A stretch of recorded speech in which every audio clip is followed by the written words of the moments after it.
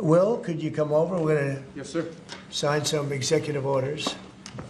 Sir, your administration has made it a priority both to end lawfare and the weaponization of government, and also to hold those who have engaged in lawfare accountable.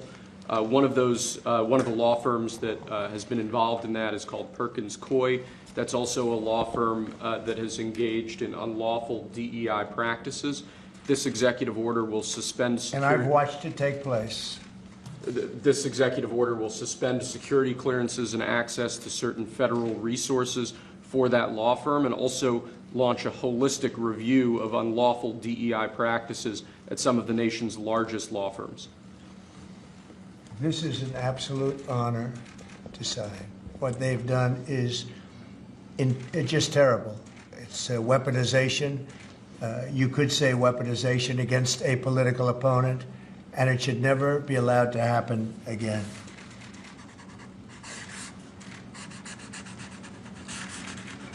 And you're looking at about 15 different firms? That or more, sir, yes. Okay.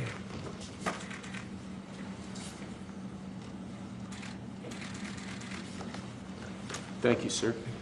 One of the tools the left has consistently used to frustrate good government policies has been Hey everyone, welcome back to Conservative Chronicle.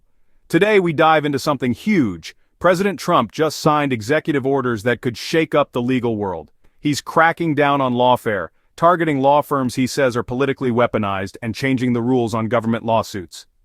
Is this the start of a major legal shift in America? Let's find out.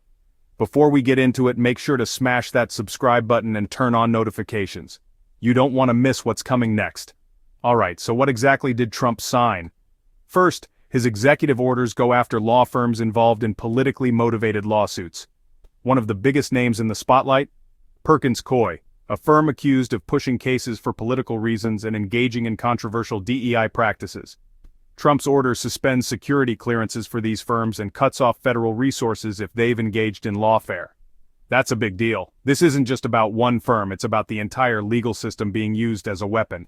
Do you think this will stop politically motivated lawsuits, or is it just another chapter in the legal war? Let me know in the comments. So why is this such a big deal? Well, Trump and many others believe that lawfare, using lawsuits to attack political opponents, has been out of control. He's saying enough is enough, and this order aims to make sure it doesn't happen again. But this is bigger than just lawsuits. By targeting law firms, Trump is sending a message that legal power won't be used as a political weapon anymore. The use of injunctions and temporary restraining orders. Federal Rule of Civil Procedure 65C allows for essentially a demand for an injunction bond for folks who are seeking temporary restraining orders and injunctions to post a bond before they're allowed to proceed in court. This presidential memorandum would order the Department of Justice, its litigating components, to seek those injunction bonds whenever someone tries to challenge our policies in court, so that when they end up losing in court, and we believe that they will end up losing in court, that they can be held financially responsible for the disruption to federal activities that their actions have caused. Right. Something they've wanted to do a long time, right? They've been looking to do this for years? Yes, sir. And why they just never got it? This is a rule that's been on the books for a very long time. The Department of Justice has been very inconsistent in seeking these bonds. From a legal standpoint, really a very big thing. Thank you, sir. In order to protect American car manufacturers. Now here's where things get really interesting. One of the executive orders directs the DOJ to enforce injunction bonds. What does that mean? Well, if someone tries to block a government policy in court, they may have to put up money as a guarantee.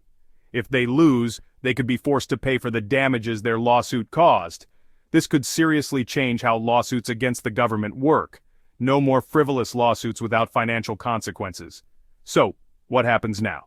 Will this actually stop politically motivated lawsuits, or will it face pushback from the courts? With Trump making moves like this, one thing's for sure, this legal battle is far from over. This is a huge moment in politics and law. Trump is making a bold move to stop lawfare and change how lawsuits against the government are handled. But will it work? Now, I want to hear from you. Do you support this executive order, or do you think it goes too far? Drop your thoughts in the comments. And before you go, don't forget, if you want more updates on breaking news and major political moves, hit that subscribe button and turn on notifications. There's a lot more coming your way. See you in the next one.